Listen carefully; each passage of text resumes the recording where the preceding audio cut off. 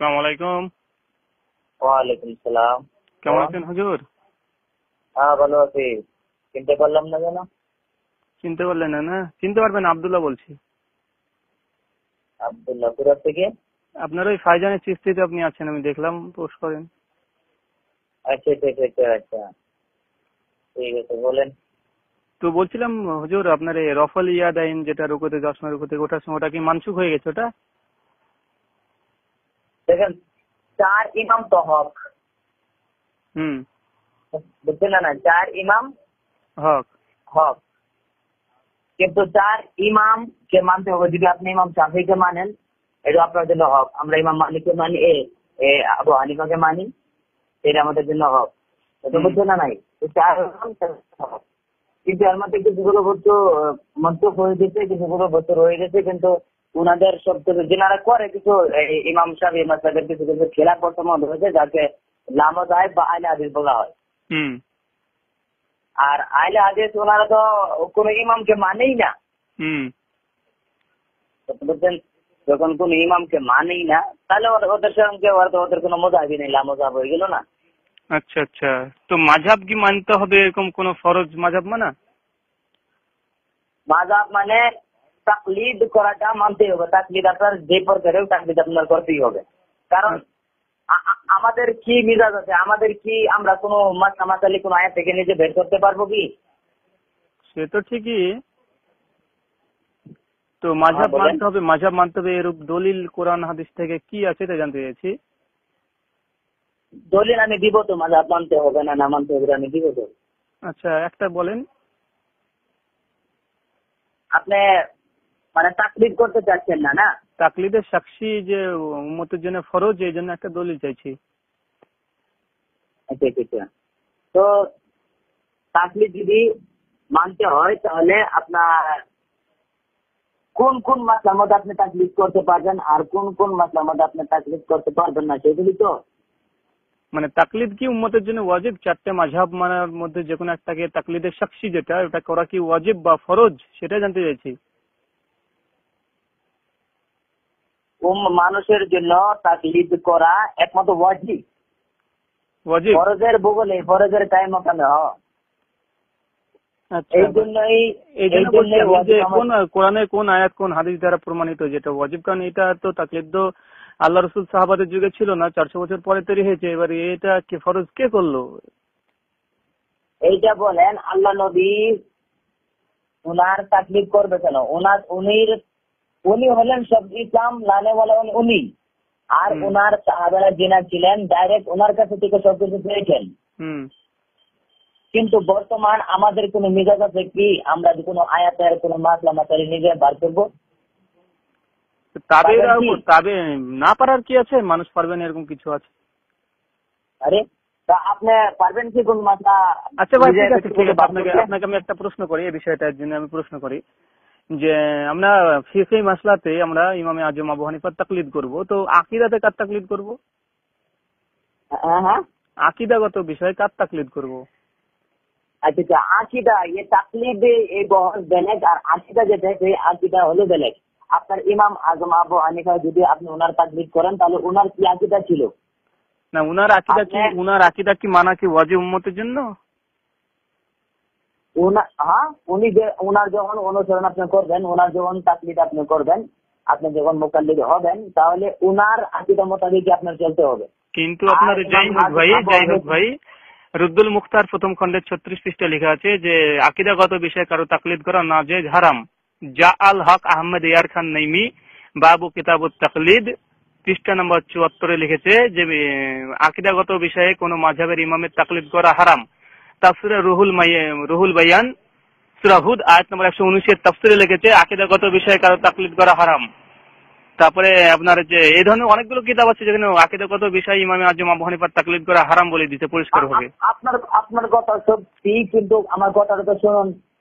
ইমাম আজম আবু হানিফা এই কথা বলেছেন, আমি যা বলেছি যদি আমার কথার সাথে যদি কোরআন হাদিসের কোনো মিল না থাকে, বা আমার কথার সাথে যদি কোরআন হাদিসের কোনো টকরাও হয়, তো আমার প্রশ্নটা না ভাই, আমার প্রশ্নটা না, প্রশ্ন হচ্ছে এটাই যে এখন বর্তমান ফিকহি মাসলাতে হানফি মাযহাবের অনুসরণ করা হয়, কিন্তু আকীদাগত বিষয়ে তো হানফি মাযহাবের মধ্যে টোটালে 7খানা এখন ভাগ। যেমন দেওবন্দীদের মধ্যে 2টো ভাগ, দেওবন্দি হায়াতি, দেওবন্দি মামাতি। এদিকে আছে ফুরফুরা, এদিকে আছে এনাদপুরি হানফি, এদিকে আছে আপনার বেরেলভি হানফি, বেরেলভির মধ্যে আরো 2টো ভাগ হয়েছে। তো এই যে এতগুলো ভাগ, সবার আকীদাগত ভাগ, মাসলাগত ভাগ কিন্তু কারো হয়নি, সব আকীদাগত ভাগ। তো আমি আকীদাতে কার তাকলিদ করব? আকীদা তো সাধারণ মানুষ তো ইজতিহাদ করে আকীদা বের করছে।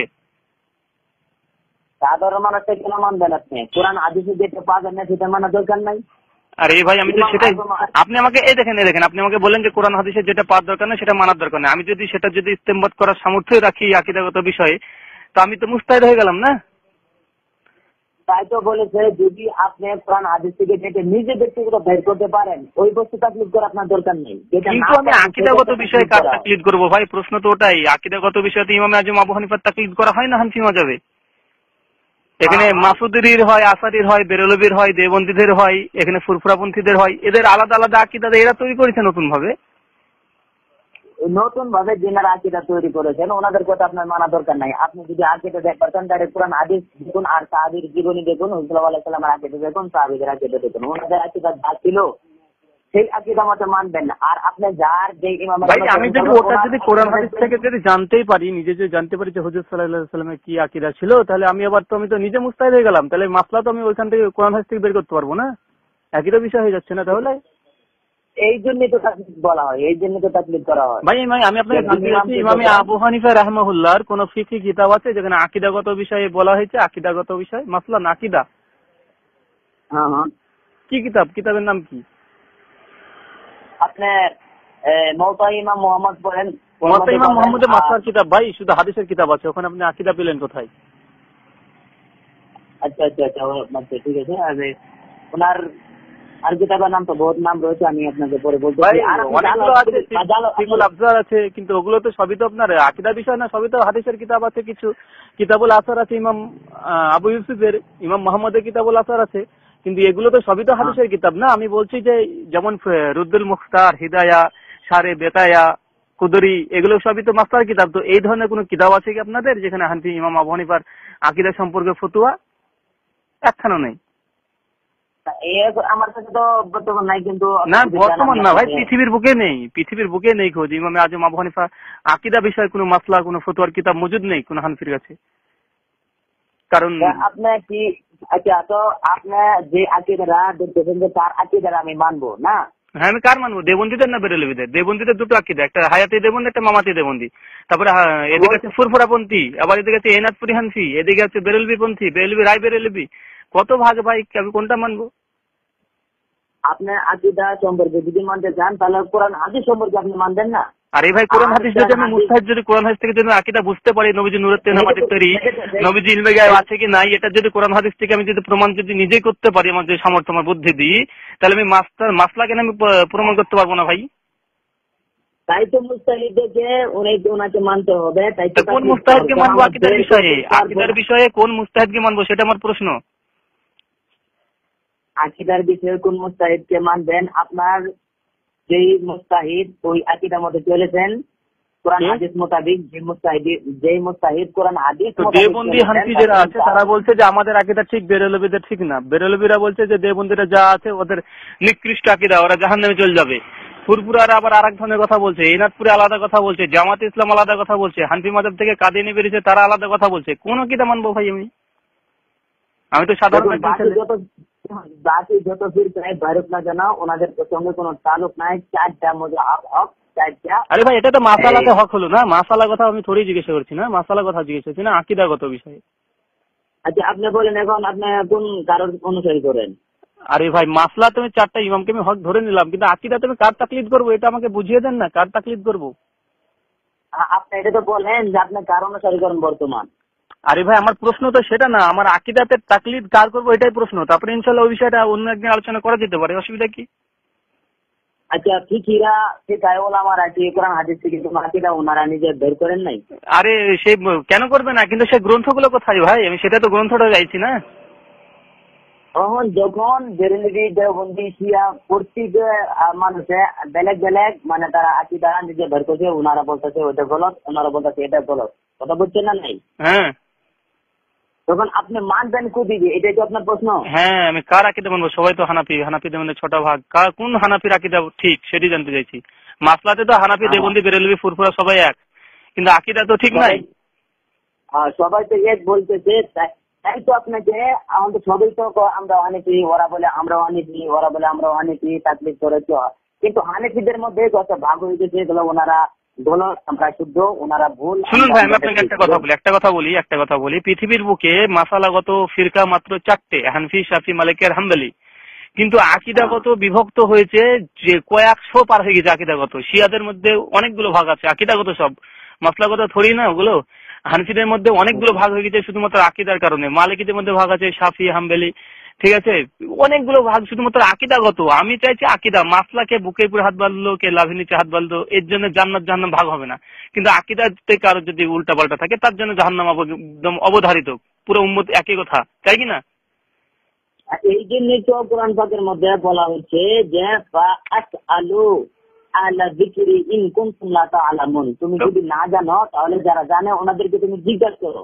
আপনি জানেন, আপনাকে জিজ্ঞাসা করছি, আপনি বলুন যে আকিদা কার মানবো, আমি কোন আকিদা মানবো। তখন আপনি যখন জিজ্ঞাসা করলেন আমি আপনি যার আকিদা মানবেন, তাহলে আপনার এটা ধরতে হবে যে আপনি যার অনুসারী করেন তো ওনার আকিদা কি ছিল, ওনার আমি ইমামে আজম আবু হানিফার তাকলিদের সাক্ষী করছি, কিন্তু আমি আকিদাগত বিষয় তো তার কোনো মাসলা পাচ্ছি না। না, আচ্ছা, তো ওনার আকিদা সম্পর্কে মাসলা পাচ্ছেন না? না, আকিদাগত বিষয়ে কোনো ইমামের কোনো ফতোয়ার কিতাব নেই। ইমাম শাফির শুধু কিছু আছে, আর রিসালাতে কিছু ফতোয়া দিয়েছে।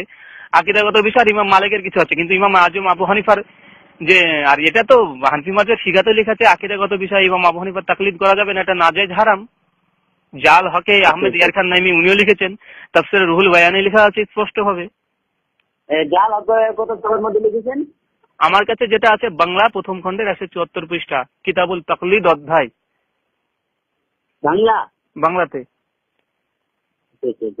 আর ওটা আপনি দেখে নেবেন, তাকলিদের যে কোনো বই পড়বেন দেখবেন আকিদাগত বিষয়ে তাকলিদ করা হারাম, এটা সকলেই জানে। ঠিক আছে, আপনি তো জিজ্ঞাসা করতে পারেন, কোরআন হাদিস যদি না বোঝেন তাহলে জিজ্ঞাসা করেন। আপনি জিজ্ঞাসা করলাম ভাই, কিন্তু আপনি তো আমাকে ফয়সালা দিতে পারলেন না যে আমি আকিদাগত বিষয়ে কার তাকলিদ করবো। হানফি মাযহাবে ধরেন আমি মাসালাতে ফিকি মাসলাতে আমি হানফি হলাম, কিন্তু আকিদা তো মূল মাসলা থোড়ি না। আপনার কথা সব মিলে এটাই হলো। এক নম্বর আপনার কথা আমি বলছি যে আমি তো বুঝতে পারলাম না, এমনি মাসলা মাসালে আমি ইমামকে মানি, ইমামের অনুসরণ করি, কিন্তু আমি আকিদা কার মানবো? কিন্তু কোন ইমামের কোন আকিদা সম্পর্কে যদি আকিদা মানা হারাম হয়, আকিদার অনুসরণ করা যদি হারাম হয়, তাহলে আমি আপনাকে আমি প্রশ্ন করি, একটা প্রশ্ন করি, আমি কয়েকটা প্রশ্ন করছি, তাহলে আপনি উত্তরটা পেয়ে যাবেন। যদি আপনাকে এখন বলি দেওবন্দি বেরেলভি সবাই তখন হানাফি, যদি বলি যে ইমামে আজম আবু হানিফা নবীজির নূরের তৈরি না মাটির তৈরি, এই প্রসঙ্গে কি বলেছে একটা ফতোয়া দিতে পারবেন আপনি সারা জীবন চেষ্টা করলে বলতে পারবেন না যে ইমামে আজম আবু হানিফা নবীজিকে নূরের তৈরি মানতো না মাটির তৈরি মানতো। আপনি ইমাম আবু হানিফা থেকে কোনো কল প্রেস করতে পারবেন না। এই জন্য তো আবু হানিফা বলেছে যে আমার কাছ থেকে যে মাসলা না পাওয়া যায় কোরআন হাদিসে দেখো। আরে ভাই, তাহলে আপনি যদি কোরআন হাদিস নিজে দেখা জানে, তাহলে আপনি তো নিজে মুস্তাহিদ হয়ে গেলেন না। আপনার তাকলিদ করবো, তাহলে আবার তো ইমাম আবু হানিফার তাকলিদ করবো, আবার আপনার তাকলিদ করবো, দুটো তাকলিদ হয়ে গেল একসঙ্গে, দুটো তাকলিদ। উনি যে মশলাটা বলে নাই এটার মতলব এইটা না যে উনি জানেন নাই। আরে ভাই, উনি জানেন, কিন্তু আপনাদের কাছে মজুদ নাই না। আমি এখন কার মানবো সেটা তো সমস্যা। মাসলাতে আমি ইমাম আবু হানিফাকে কমপ্লিট পেয়ে গেলাম, কিন্তু আকিদাতে তো আমি কমপ্লিট পাচ্ছি না। আচ্ছা, আপনার সমস্যা এটাই? হ্যাঁ, এটাই সমস্যা আমার, যে আমি আকিদাতে আমি তো অর্ধেক ইমাম আবু হানিফাকে মানতে পারছি মাসলাতে শুধু, কিন্তু মূল যে জিনিসটা যেটা মগজ আকিদার জন্য জান্নাত জাহান্নাম। আচ্ছা, বুঝেছি। আকিদা সম্পর্কে ইমাম আজম হানিফার কি রায়, আর ইমাম আজম হানিফার আকিদার সম্পর্কে স্বতন্ত্র কিতাব যে ইমাম আজম আবু হানিফা, বর্তমান যেটা হানফি আর দেওবন্দিদের মধ্যে মতনৈক্য হচ্ছে, এই মতনৈক্য নিরসনের জন্য ইমাম আজম আবু হানিফা কি ফতোয়া দিয়ে গেছে, কবরে সেজদা করা জায়েজ না, পিঠ ধরা ফরজ না, তারপরে আপনার নবীজি ইলমে গায়ব জানতো কে জানতো না, নবীজি নূরের তৈরি কি নূরের তৈরি না, নবীজি হাজির নাজির কি হাজির নাজির না, যত ফিকহ আকীদাগত বিষয়ে হানফি দেওবন্দিদের সঙ্গে বেরেলভীদের পার্থক্য আছে, সমস্ত ফতোয়াগুলো আমি ইমাম আজম আবু হানিফা কি ফতোয়া দিয়েছেন সেটা জানতে চাই। আচ্ছা, তো আপনি এই আয়াতের তাফসীর করেন, তাহলে পাবেন আতিউল্লাহ ওয়া আতিউর রাসূল। উলিল আমরি মিনকুম। ঠিক আছে, সমস্যা কোথায় ভাই? এখানে তারপর বলছে ফাইন তানাজাতুম ফি শাইইন ফারুদ্দাহু ইলাল্লাহি ওয়া রাসূল। যখন আবার আলেম ওলামার মধ্যে মতনৈক্য হয়ে যাবে তখন কোরআন হাদিস দেখতে যেতে বলছে। কিন্তু আপনার হানফি দেওবন্দি হানফি বেরেলভিদের মধ্যে মতনৈক্য হয়ে যাচ্ছে। কোরআন হাদিস যদি আমি নিজে দেখা জানবো তাহলে আমি আবার আপনার উলিল আমরের কাছে যাবো কেন? আমি যে নিজে দেখা জানি। এই জন্য তো বলেছি, এই আল্লাহ পাক তাই বলেছে যে তুমি না জানো তাকে জিজ্ঞাসা করো। কিন্তু আমি যাই জিজ্ঞাসা করবো কাকে? আকীদা সম্পর্কে জিজ্ঞাসা করবো কাকে? আকীদা সম্পর্কে তো কোনো গ্রন্থ রচনা করা হয়নি ইমাম আজম আবু হানিফা সম্পর্কে। কাকে জিজ্ঞাসা করবো? আমি কোন একজন আলেমকে জিজ্ঞাসা করবো। দেখা যাচ্ছে বেরেলভি এক আলেমকে জিজ্ঞাসা করলাম যে শাইখ এই বিষয়ে কি মাসলা আছে, উনি একটা আমাকে শুনিয়ে দিলেন। দেওবন্দি একজন, আমি দারুল দেওবন্দে গিয়ে ফতোয়া জিজ্ঞেসালাম, ও তার পরিপন্থী ফতোয়া দিল। এবার আমি মাঝখানে, তো আমি একটা সাধারণ মানুষ, আমি কি করবো? আচ্ছা, আপনি ফতোয়া বের করেছিলেন দেওবন্দি? যে দেওবন্দি আপনি ফতোয়া বের করেছিলেন আকীদা সম্পর্কে ইমাম আবু হানিফার রায়ে? ইমাম আজম আবু হানিফার রায় আকীদা বিষয়ে তো তাকলিদ করা হারাম। আর তাকে আকীদা সম্পর্কে যেসব এখন দেওবন্দি বেরেলভিদের মতন পার্থক্য, একটা ফতোয়া মজুদ নাই কোনো কিতাবে মজুদ থাকলে তো এত পার্থক্য হতো কিনা? এত কথা ঠিকই আপনার, মানে মাসলা মাসালে ঠিক আছে না? মাসলা মাসালে ঠিক আছে, সমস্যা নাই। মাসলা মাসালা আমি বুকে হাত বানলে ভাই, কে যদি বুকে হাত বানে সে জাহান্নামে যাবে না। কেউ নাভিনীতে হাত বানলে জাহান্নামে যাবে না। কিন্তু কারো সেই আকীদার মধ্যে যদি শিরক যুক্ত থাকে সে জাহান্নামে চলে যাবে। কিন্তু এই বড় জায়গাতে তো ইমামে আজম আবু হানিফার তাকলিদ হচ্ছে না, আমরা পাচ্ছি না তার গ্রন্থ তিনি কি ফতোয়া দিয়েছেন। তাহলে মাসলা ফিকি মাসলা নিয়ে আমি আকীদার তাকলিদ করি, আমার লাভ কি? কারণ আমি ফিকি মাসলাতে আমার লোক পালট হলে তো আমি জাহান্নামে চলে যাবো না, তাই কি না?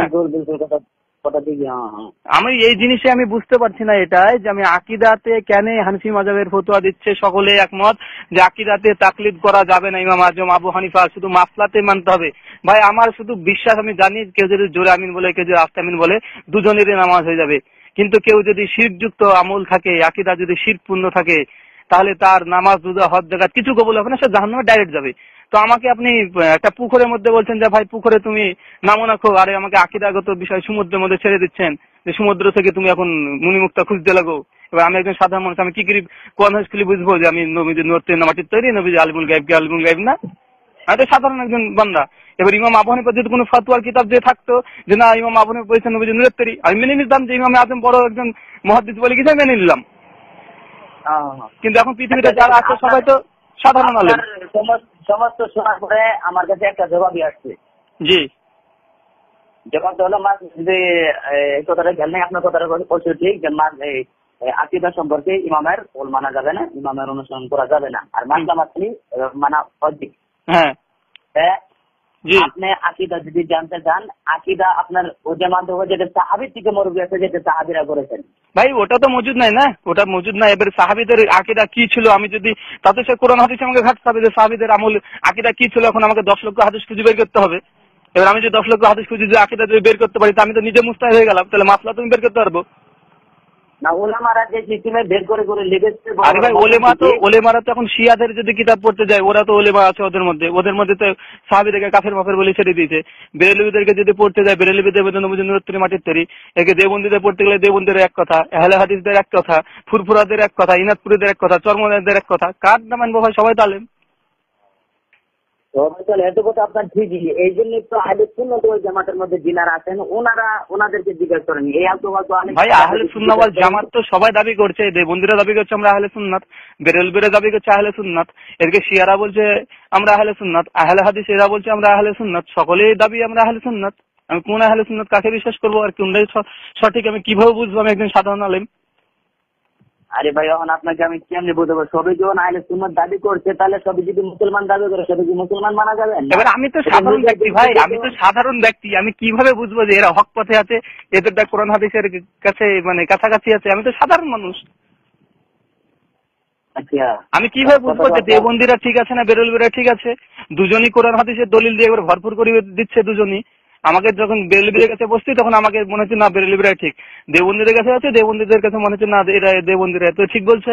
আবার যখন ফুরফুরা কাছে আছে ফুরফুরা তখন মনে হচ্ছে ঠিক। আমি তো সাধারণ মানুষ, আমি তো বুঝতে পারবো না কি বলছে, যে যেদিকে টান দিবে সেদিকে চলে যাবো। আপনার একটা রায় দেই আমি।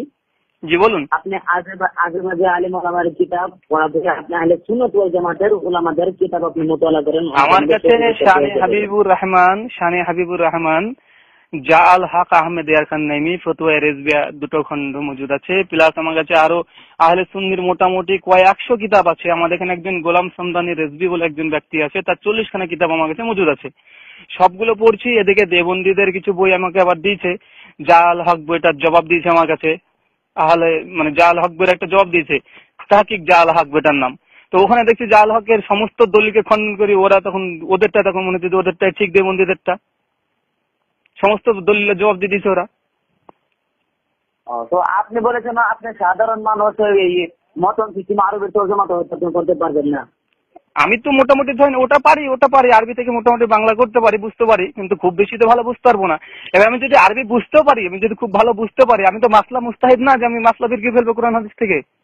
হ্যাঁ, ওটা তো বেলে অন্য ভিন্ন কথা আছে, এটা তো বেলে কথা আছে, মাঝে বার করা। হ্যাঁ, এবার এই কারণে বলছি ভাই যে বর্তমান যারা তাকলিদ নিয়ে এত ঝামেলা করছে, তাদের তাকলিদটা হচ্ছে আধা অর্ধেক, সবারই অর্ধেক, হানফিদের অর্ধেক, দেবন্দী, বেরেলভি, ফুরফুরা সকলের অর্ধেক।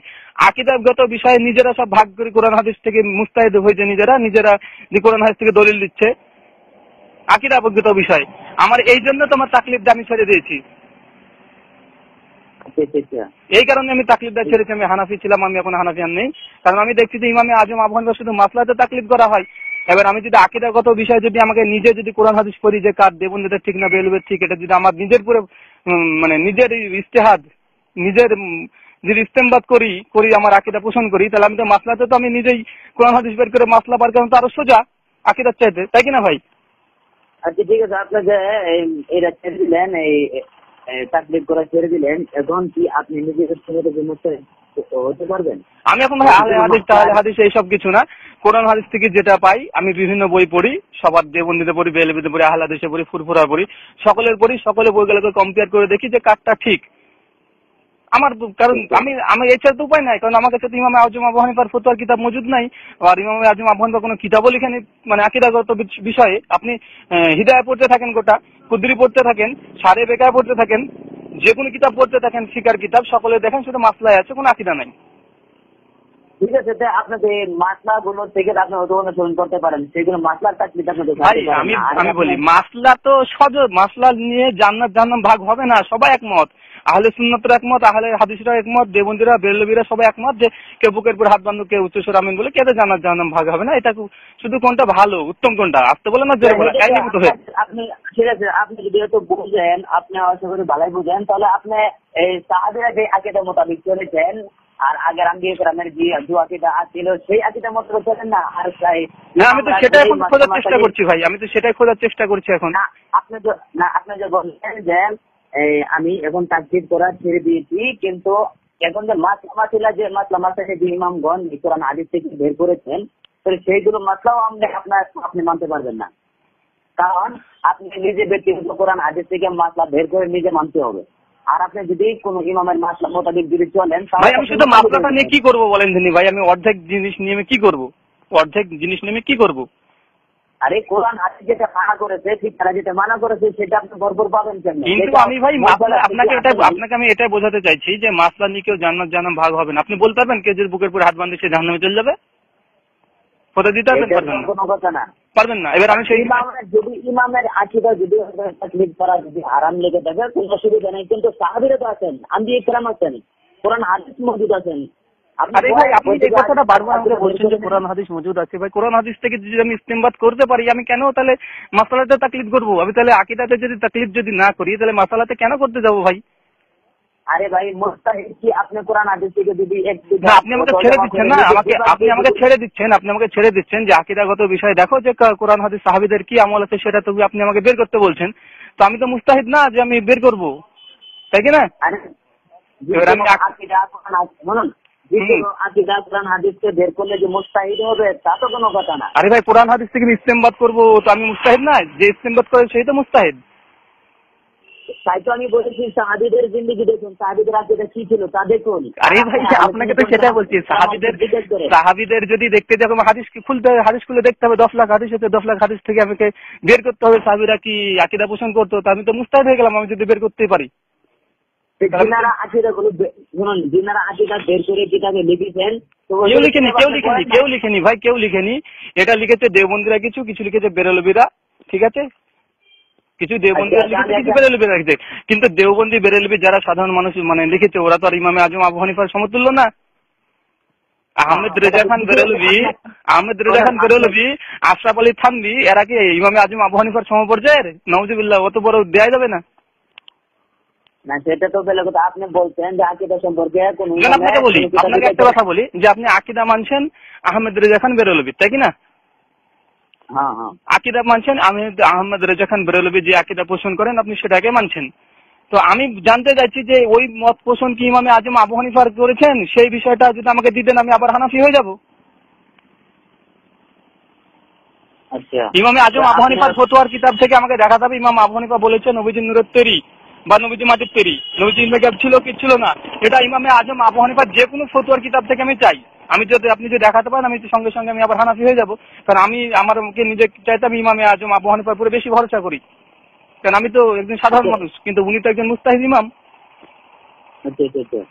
এবার আপনার মানে ইমাম আজম আবু হানিফার সমস্ত আকিদা আপনার চাই না? আমার আকিদা চাই যে উনার কোন কল আছে, এইসব যতগুলো দেওবন্দার বেরোলবি আর আহলে হাদিসদের যে মাসালা মানে আকিদাগত ত্রুটি, আমি স্বচ্ছ আকিদা চাই। ইমামে আজম আবু হানিফা ব্যতীত অন্য কোনো ব্যক্তির আমি ফতোয়া নেব না। যখন বহুদূর কিতাবের মধ্যে এটা রয়েছে যে ইমাম থেকে কোনো আকিদা সম্পর্কে মাসলা মানা যাবে না, আকিদার অনুসরণ করা যাবে না, হারাম। আকিদা দিয়ে আপনি করবেন কি? ওনার আকিদা তো মানা যাবে না, হারাম। তাহলে আরে ভাই, ওটা লিখছে, আমি সেটা তোমার প্রশ্ন যে ইমামে আজম আবু হানিফার আকিদা কেন মানবো না আমি? মহা মুশকিল, উনি একজন মুস্তাহিদ ইমাম, কিন্তু ফিকহ কিতাবে লিখছে কেন ইমামে আজম আবু হানিফার আকিদাতে তাকলিদ করা না যায় হারাম? কারণ মানে ইমামে আজম আবু হানিফার আকিদা ভালো ছিল না, শুদ্ধ ছিল না? ছিল, অবশ্যই ছিল। তো যদি শুদ্ধ থেকে থাকে তাহলে আমি কেন তাকলিদ করবো না তার আকিদার বিষয়ে? যেমন আমি আপনাকে বলি যে আল্লাহ আকার আছে না নিরাকার, এ নিয়ে কিন্তু এখন মতপার্থক্য চলছে, তাই কিনা?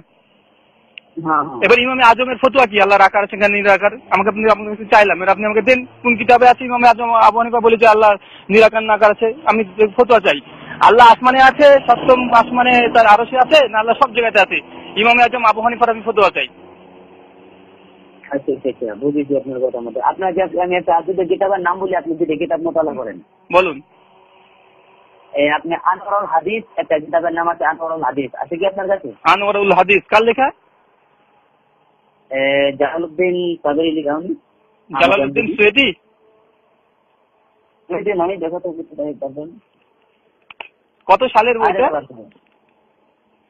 আরেকটা কিতাব হচ্ছে বুজুর্গকে আকীদা। ভাই এ তো উর্দু বই, এ তো আমি ইমামে আবু হানিফা কি বলেছেন আমি সেটা জানতে চাইছি।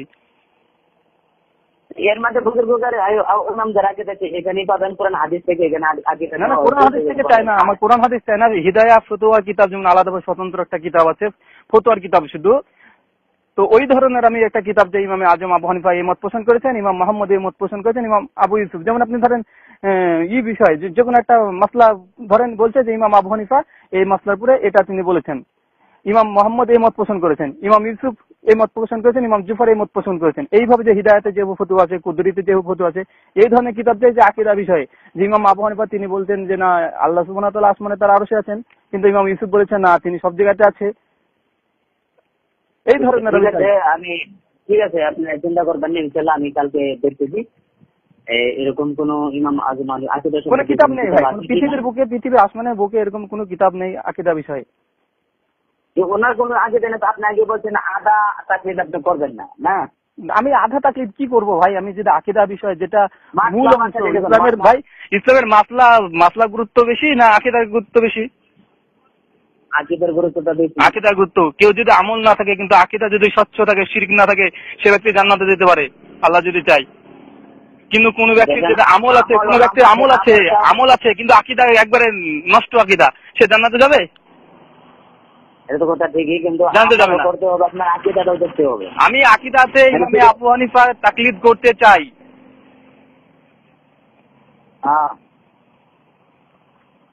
এবার আমাকে আমি ইমামে আজম আবু হানিফার আকীদাগত বিষয়ে তাকলিদ করতে চাই, এই জন্য আমাকে গ্রন্থ চাই। কোন ফতোয়ার কিতাবে ইমামে আজম আবু হানিফা এই সব মতভেদী সমস্ত প্রশ্নের জবাব দিয়েছে যে আল্লাহ কোথায় আছে, আল্লাহ আকার আছে না নিরাকার, নবী নূর না মাটির তৈরি, হাজি নাজির কিনা, ইলমে গায়ব জানতো কি জানতো না, কবরে সেজদা করা জায়েজ কি জায়েজ না, পীরের কদম উঁচু করা জায়েজ কি জায়েজ না, সমস্ত বিষয়গুলো আমি ইমামে আজম আবু হানিফার মুখ থেকে, তার মুখ নিঃসৃত তার ফতোয়া, তার ইস্তেহাদ আমি জানতে চাই। আর যদি পেয়ে যাই ইনশাআল্লাহ আমি আলহামদুলিল্লাহ আমি সঙ্গে সঙ্গে আমি হানফি হয়ে যাবো, কোনো সমস্যা নেই আমার। আমি পুরোপুরি হানাফি হতে চাই, অর্ধেক না ভাই, আমি পুরোপুরি হানাফি হতে চাই। মাসলাতে আকীদাগত বিষয় সমস্ত কিছু, যে কোনো প্রশ্ন মনে প্রশ্ন জাগবে, সঙ্গে সঙ্গে আমি ইমামে আজম আবু হানিফার ফতোয়া কিতাব দেখবো তিনি কি ফয়সালা দিয়েছেন। অর্ধেক না। আপনার কথা আমি বুঝতে পেরেছি, ভালো করেই, আপনি চিন্তা করবেন না, আমি দেখতেছি। আর আপনি দেখে পাবেন, আমি অনেক আলিমকে বলেছি, অনেক আলিমকে একজন না, মোটামুটি আমাদের পশ্চিম বাংলাতে থেকে শুরু করে পাকিস্তানে অনেক জায়গাতে মেল করেছি সকলকে যে আমি ইমামে আজম আবু হানিফা নবীজি নূর না মাটির তৈরি এই বিষয়ে একটা ফতোয়া দেন, কি বলেছে, কদম উঁচু করা যাবে কি যাবে না, ইমাম আবু হানিফার ফতোয়া দেন। আজ পর্যন্ত একখানাকে দিতে পারিনি, ফোনে কথা বলে যে ঘন্টার পর ঘন্টা, কেউ আজ পর্যন্ত ফয়সালা দিতে পারেনি। একই কথা ভাই, সে ফয়সালা দিব কেমনে? কারণ প্রথমে তো ফয়সালা হয়ে গেছে যে কোন মুস্তাহিদকে কোন আকীদা সম্পর্কে ওনার তাকলিদ করা যাবে না। কেন যাবে না? তাকলিদ করা যাবে আকীদা সম্পর্কে। আমার প্রশ্ন হচ্ছে এটাই যে ইমামে আজম আবু হানিফার আকীদাতে কেন তাকলিদ করা যাবে না? তার মানে কি তার আকীদা নষ্ট ছিল? তাহলে আমাকে এটা ধরতে পারি আমি, মানে এটা ধরা না, এটাই সঠিক। তাহলে ইমামে আজম আবু হানিফার আকীদাতে তিনি সঠিক ছিলেন না, সহি ছিলেন না, তার আকীদার মধ্যে গালব ছিল। আপনাকে আমি একটা রায় দিতে পারি, মাসলা মাসালাতে ইমামদের আকীদা মানে ইমামদের তাকলিদ করেন, আর আকীদা সম্পর্কে সাহাবীদের যে আকীদা ছিল সেটা আপনি ভাই এই সম্পর্কে জানেন। আমাকে আপনি যে জিনিসটা বলছেন আপনি এটা বুঝতে পারছেন না। আপনি বলছেন সাহাবীরা যে আকীদা পোষণ করতেন, আল্লাহ রাসূল যে আকীদা পোষণ করতেন, সালেফে সালেহিনরা যে আকীদা পোষণ করতেন, তাহলে তো আমাকে আবার কোরআন হাদিস ঘেটে ঘেটে আমাকে বের করতে হবে কোন আকীদা পোষণ করতেন। তো আমি যদি সেই যেমন আপনাকে বলি যে আল্লাহ আসমানে আছে না জমিন আছে, হাদিস দিয়ে সবাই দলিল দিচ্ছে আল্লাহ, একজন বলছে আল্লাহ আসমানে আছে, একজন বলছে না আল্লাহ সব জায়গাতে আছে, আল্লাহর আকার আছে কিনা নিরাকার আছে, দুজনে দলিল দিচ্ছে কোরআন হাদিস থেকেই। নবীজি ইলমে গায়ব জানতো কি জানতো না, দুজনই কোরআন হাদিস থেকে দলিল দিচ্ছে। সবাই বলছে যে সাহাবীরা এটা মানতো, যেমন আল্লাহ কোথায় আছে, আসমানে আছে। সহিহ মুসলিম থেকে একটা 113 পৃষ্ঠা থেকে রেফারেন্স দিচ্ছে যে একজন বেদিনকে জিজ্ঞাসা করলো আল্লাহ রাসূল যে আইন আল্লাহ কোথায়, সঙ্গে সঙ্গে বেদিনটা বললো ফিস সামায়, আসমানে আছে। আল্লাহ বলল মানে না আমি কে? তো বলছে আনতা রাসূলুল্লাহ সাল্লাল্লাহু আলাইহি সাল্লাম, বলছে এই বান্দে ঠিক বলেছে, মুক্ত করে দাও। তো ওই মহিলা বলেছে আল্লাহ আসমানে আছে, তিনি সব জায়গায় নাই। তাহলে আমি হাদিস থেকে তো সাহাবীদের আকীদা পেয়ে গেলাম যে আল্লাহ আসমানে আছে, কিন্তু আমাদের এখন বর্তমান সময় বলছে আল্লাহ সব জায়গাতে আছে। কি করবো বলেন এবার আমাকে, ফয়সালা দিতেন। ফয়সালা কি দিব? কিন্তু একটা কথা আপনাকে বলবো যে মাসলা সম্পর্কে ইমামের তাকলিদ করেন, আর আকীদা সম্পর্কে সাহাবীদের অনুসরণ করেন, আর আগের আম্বিয়া کرام যে আকীদার মধ্যে ছিলেন মাসলাগত বিষয়ে আমি সাহাবীদের তাকলিদ করব। আপনি যদি নিজে, কারণ এটার মধ্যে তো মানা হয়ে গেছে না, একবার তো হয়ে গেছে যে ইমামকে কোন মুস্তাহিদিনকে আকীদা সম্পর্কে তাকলিদ করা যাবে না। কেন হারাম, কেন নাজায়েজ? আমার এটাই প্রশ্ন যে ইমামে আজম আবু হানিফার আমি আকীদাতে কেন তাকলিদ করব না, কেন হারাম? আমি এটুকু জানা আমার খুব জরুরি আগে যে ইমামে আজম আবু হানিফার মাসলাতে আমি আকীদা আমল করব তার একবারে হক মনে করে, কিন্তু আকীদাগত হক কেন মনে করতে পারছি না? তার মানে এটাই স্বাভাবিক যে তার আকীদা ভুল ছিল। আর আকীদা যদি ভুল থাকে তাহলে ইমামে আজম আবু হানিফা নাউজুবিল্লাহ জাহান্নামে যাবে নাকি? আপনার প্রশ্ন তো কথা ঠিকই, আপনার প্রশ্ন কিন্তু ঠিকই। আমার সেটাই প্রশ্ন ভাই, আমি অনেক ভেবে দেখেছি, আর আমি এটা ফেসবুকে পোস্ট করেছি আমি কয়েকদিন আগে যে ভাই আমি আবার হানাফি হতে চাইছি, কিন্তু ইমামে আজম আবু হানিফার আকীদাগত বিষয়ের ফতোয়া কি আমাকে ক্লিয়ার জানাতে হবে, আর কেন আমি আকীদাগত বিষয়ে তাকলিদ করতে পারবো না, কেন নাজায়েজ বললো আমাকে। আমি যেদিন এটা শুনেছি প্রথমে যে আমাদের এখানে আমরা প্রথমে নবীজি নূরের মাটির আমরা নূরের বিশ্বাস করতাম, কিন্তু অপরদিকে দেখছি আমাদের সামনে মসজিদ দেবন একটা মসজিদ আছে, ওরা বলছে না মাটির তৈরি। একদিন ওই আলেমের কাছে বসলাম, ওরা কোরআন হাদিস থেকে আমাকে দেখাচ্ছে না এই নবীজিকে নূরের বলাই যাবে না। আবার আমাদের হাফেজ সাহেব আছে, ওকে বলছে না মাটির তৈরি বলে ইমান চলে যাবে। তো আমি তখন প্রশ্ন করলাম যে আচ্ছা আমরা তো হানফি মাযহাবের, তাহলে ইমাম আবু হানিফা কি বলেছে? উনি তখন আমাকে কিছু কথা বলতে পারে না। আমি বললাম যে বলছে ঠিক আছে তুমি দেখবো ইমাম আজম কি বলেছে। উনি মুফতি সাহেবকে ফোন করলেন, যে মুফতি সাহেব বলছে না ইমাম আজম আবু হানিফার তো আকীদা বিষয়ে তাকলিদ করা যাবে না। আমি তখন আমার মনে ঢুকে গেল যে কেন আকীদা বিষয়ে তাকলিদ করা যাবে না। তখন থেকে আমি ঘাবড়ে গেলাম যে কি ব্যাপার, আকীদাগত বিষয়ে আমি যদি তাকলিদ না করি আমাকে তো মানে মাঝ সমুদ্রের মধ্যে আমাকে ছেড়ে দেওয়ার মতো। এবার আমি শাস্তি পার করবো কিভাবে? বুঝতে পেরেছি আপনার দিমাগের মধ্যে ঢুকেছে বলা মশলা, ভালো করে ঢুকেছে। বুঝলেন? হ্যাঁ, আপনি বলছি আপনার দিমাগের মাথার মধ্যে একটা প্রশ্ন ভালোই ভুল হয়ে ঢুকে গেছেন। আপনি বলেন এই প্রশ্নটা কি ভুল আমার প্রশ্নটা, বা যে জিনিসটা আমি বুঝতে পারছি। लेकिन देखছেন তো ফিকায়ে ইকরাম, মুহাদ্দিস ইকরাম, মুজতাহিদিন ইকরাম ওনারা যে হুকুম দিয়েছেন এই হুকুম মোতাবেক ওনারা যেটা বলে দিয়েছেন যে আকীদা সম্পর্কে কোন মুজতাহিদের তাকলিদ করা না যায়, আর এই মাসলা মাসাইল সম্পর্কে ইমামের তাকলিদ করো, কারণ ওনারা মাসলা মাসাইল কোরআন হাদিস থেকে ওনারা বের করে দুনিয়ার মানুষের সামনে পেশ করেছেন। এই জন্যই তুমি মাসলা মাসাইল সম্পর্কে তুমি ওনার তাকলিদ করো, আর আকীদা সম্পর্কে তুমি এই কোরআন হাদিস আর কোরআন হাদিস থেকে আমি বের করবো। ভাই আপনি আমাকে আবার সমুদ্রের মধ্যে ছেড়ে দেয়। কোরআন হাদিস তো সমুদ্র ভাই, মহাসমুদ্র, কারটা কথা মানবো? সবাই কোরআন হাদিস থেকে দলিল দিচ্ছেন মাটির তৈরি ইলমে গায়ব জানতে জানতো না। সবার কথা মানা দরকার নাই না। কোরআন হাদিস যদি আপনি পড়তে পারেন আর কোরআন হাদিস থেকে যদি আপনি আকীদা বার করেন, তাই এটা ভাই এটা যে এত কঠিন আকীদা বের করানো, আকীদা কোরআন হাদিস থেকে কোরআন হাদিস মনন করে আকীদা বের করা এত কঠিন, আমি কিভাবে বের করব ভাই? কিভাবে বের করবেন সেই জন্য আপনি ইলম শিখেন, ইলম অর্জন করেন। এই দেখেন আমি যদি নিজে যদি আলিম হয়ে যাই, আমি যদি তাহলে তো আমাকে মুস্তাহিদ না হওয়া পর্যন্ত আমি তো কোরআন হাদিস থেকে ইজতিহাদ করে তো আমাকে তো বের করতে হবে না। কোরআন হাদিস থেকে আপনি আকীদা বের করলে কি মুস্তাহিদ হয়ে যাবেন? অবশ্যই ভাই, অবশ্যই কোরআন হাদিস। দেখেন আমি একটা কথা বলি যে আমাকে এখন কোরআন হাদিস দিলে, এবার নবীজি নূরের না মাটির তৈরি, এবার আমাকে ধরেন কোরআন হাদিস আমাকে ছেড়ে দিল, এবার আমি মানে সঠিক ফায়সালা বের করার জন্য আমি পরিশ্রম করছি, খাটছি, বিভিন্ন গ্রন্থ দেখছি, লাস্ট পর্যন্ত যে সিদ্ধান্ত আমি আসলাম, এই সিদ্ধান্তের নাম কি, আরবিতে কি বলে? দেখেন এটা তো সিদ্ধান্ত নিলে আকীদা সম্পর্কে তাই বলে মুস্তাহিদ হয়ে যাবেন, এটা কে বলছে? আরে ভাই আমি তো ইজতিহাদ করলাম কোরআন হাদিস থেকে, আমি জানতে চাইলাম কারটা ঠিক। মাসলা মাসাইল যদি আপনি দেন, মাসলা মাসাইল যদি আপনি বের করতে পারেন ভাই, আমি আকীদাও তো মাসলার মধ্যে পড়ছে কি না পড়ছে না, কোরআন হাদিস ঘেটে যখন বার করবো তখন ওটাও তো একটা মাসালাই আকীদা ওটা বলা হবে, মাসালাই আকীদা, যে আকীদা বিষয়ে মাসলা। আপনি যখন মাসলা বের করে ফেলবেন তখনই আপনি বের করার পরে আপনি দেখবেন কোন ইমামের কোল এখানে মজুদ আছে, অমুক ইমাম আজম হানিফা, শাফি, মালিকি, হানাফি ওনারা কোন কোল বের করেছেন, কি এই মাসলা থেকে কি ধরেছেন, কি নিয়েছেন। কিন্তু আকীদা সম্পর্কে যখন আপনি পাবেন সেইগুলো আপনি মাসলার মধ্যে সমান করতে পারবেন না, তাই বলে আপনি যে কোনো হাদিস বা কোরআন থেকে শুনুন, আমি আপনাকে বলি ভাই, আমি আপনাকে একটা কথা বলে দিই যে রাফাল ইয়াদাইন সম্পর্কে দুই ধরনের হাদিস পাওয়া যায়, একটা করতে হবে, একটা করতে হবে না, ঠিক? এবার আমি এইটাকে যখন গবেষণা করব, দেখি যিনি কোনটা আসলে ঠিক, এটা আমার জন্য খুবই সোজা বের করা, এই মাসলাটা যে জায়েজ কি না জায়েজ, খুবই সোজা। কিন্তু আকীদাগত বিষয় যখন আমি ইজতিহাদ করতে যাব তখন আরো স্পর্শকাতর বিষয়, কারণ ওটা হচ্ছে জান্নাত জাহান্নামের ব্যাপার। একটু যদি 19-20 হয়ে যায় ওটা জান্নাত জাহান্নাম হয়ে যাবে, কিন্তু আমি রফলে দাইন মানে গবেষণা করতে গিয়ে ছেড়ে দিলাম বা আমি রফলে দাইন করলাম, এর জন্য জান্নাত জাহান্নাম হবে না। কিন্তু যখন আকীদাগত বিষয় নিয়ে কোরআন হাদিস ঘাটতে যাব তখন এটা ভাই জান্নাত জাহান্নামের বিষয় হয়ে যাবে। শিয়া হয়ে যেতে পারি আমি, কতজন শিয়া হয়ে গেছে, কত বড় বড় আলেম, কতজন মুরজিয়া হয়ে গেছে, জাহানি হয়ে গেছে, খারেজি হয়ে গেছে কতজন। আচ্ছা সেটা কথা, এই আপনি যে কথাটা বলতেছেন, আপনার আগে যিনারা গুজরে গেছেন, আপনার বাপ দাদারা যিনারা আগে যিনার ইমাম আজম আবু হানিফার অনুসরণ করতেন, হ্যাঁ, আর ওনারা যে সিস্টেমে আকীদা গুলো মেনে গিয়েছেন কোরআন হাদিস মোতাবেক, যে ওনারা যেভাবে ছিলেন,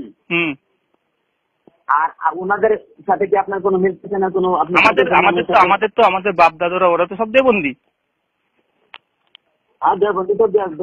কিন্তু আকীদা সম্পর্কে আপনি জানতেন কিনা? আমাদের আমি জানবো না কেন, আমি তো মাটির তৈরি এটা জানি, আমার বাপ দাদু যেহেতু দেবন্দি, তো আমি নবীজি মাটির তৈরি এটা জানি। কিন্তু আমাদের এখানে একদিন নতুন হাফেজ সাহেব এসছে, আমাদের এখানে পীর সাহেব এসছে, উনি বলছেন না এইসব বলাই যাবে না। এবার আমার বাপ দাদু তো ওই নবীজি মাটির তৈরি বিশ্বাস করে, বলে না নূরের তৈরি বলা যাবে না, আমাদেরকে শিখাই। পীর সাহেবের দিকে বলছে না নবীজিকে মাটির তৈরি না বললে ইমান চলে যাবে। এবার কারটা মানবো? এই জন্যই তো আমি বলেছি যে প্রথম কথাতেই সমস্ত কথা ফয়সালা হয়ে গেছে। যেরকম আপনি আকীদা সম্পর্কে কোন ইমামের তাকলিদ করতে পারবেন না, ঠিক? কিন্তু যদি আপনি আকীদা কোরআন হাদিস থেকে যদি নিজে না বোঝেন, যদি অন্য কারোর সাথে যদি আপনি শুনেন বা পড়েন বা দেখেন বা নিজে জানেন, আর কোন মানুষ যদি কোরআন হাদিস পড়ে আপনাকে আকীদা বলে দেওয়া হয়, তাই বলে ওনাকে মুস্তাহিদ মানা যাব না। কারণ মুস্তাহিদকে আকীদা সম্পর্কে তাকলিদ যখন ব্যাপারটা বুঝতে পারছেন যে একটু বললি আপনাকে, আমি জারি আকীদা নিতে যাই, সে তো মাত্র 200 বছর আগে এসছে। আমরা যদি এখন বেরোলে 200 বছর আগে এসছে, কোরআন হাদিস ঘেটে ঘেটে আকীদা বের করেছে। আশরাফ আলী থানভী, আনোয়ার শাহ কাশ্মীরি, এরা হচ্ছে 200 সালে আগে এসছে, মাত্র 1800 সালে এসছে, ওরা 200 বছর আগে। ইনারা আল হযরত এখন রাখেন, আশরাফ আলী থানভী এখন রাখেন, আপনি ইনাদের কথা বিশ্বাস করার আপনার দরকার নেই। না না, মানে তাকলিদ যদি আমি করি, এখন আমি হানাফি হয়ে গেলাম, আমি আকীদাতে দেওবন্দি হব না বেরেলভি হব? আপনি বেরেলি দেওবন্দি হন, এই বেরেলি দেওবন্দি তো পরে হয়েছে। ওটা বুঝছেন না? নাই, বেরেলি দেওবন্দি এগুলো তো 1000 বছর পরে হয়েছে, কিন্তু আপনার আকীদা দেখতে হবে রাসূল সাল্লাল্লাহু আলাইহি ওয়াসাল্লামের জামানাতে। ভাই আপনি ব্যাপারটা বুঝতে পারছেন না, আপনি আমাকে হুজুর সাল্লাল্লাহু আলাইহি ওয়াসাল্লামের জামানাতে পাঠাচ্ছেন। আমি তো একজন সাধারণ আলেম, আমি অত 10 লক্ষ হাদিস পড়ে আমি গবেষণা করে কি করে বের করবো? আমার জন্য এটা খুবই কঠিন বিষয়। আমি একটা ফয়সালা আপনাকে দিতে পারি, সাহাবীরা যে আকীদা ছিল, সাহাবীরা মাসলা মাসালি রাসূল সাল্লাল্লাহু আলাইহি ওয়াসাল্লাম থেকে ডাইরেক্ট পেয়েছেন। হ্যাঁ, কিন্তু আমি তো পাচ্ছি না, তো আমি তো এই ধরনের কিছু পাচ্ছি না। না, হ্যাঁ, এটাই তো আমি আপনাকে বোঝাতে চাচ্ছি যে সাহাবী তাবিঈন ওনারা, সাহাবীরা পেয়েছেন নবীর কাছে থেকে ডাইরেক্ট হাদিস, তাবিঈন পেয়েছে সাহাবীদের কাছে, তাবিঈন পেয়েছে তাবিঈনদের কাছে, ওনারা ওইখানে মাসলা মাসালি ওনারা নিজে বের করে নিয়েছে।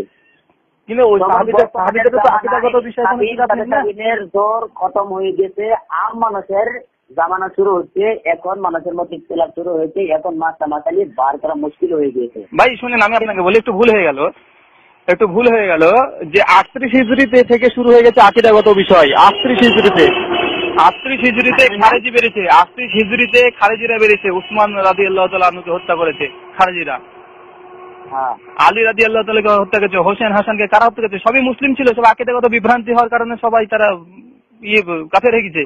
তো আকীদাগত তো সাহাবীদের যুগ থেকে তো আকীদাগত বিষয় হয়ে গেছিল। আকীদাগত বিষয় তো খারেজি, আল্লাহ রাসূল তো পরিষ্কার বলেছে যে আল খাওয়ারিজ কিলাহু মিনান নার, খারেজিরা হচ্ছে জাহান্নামের কুত্তা।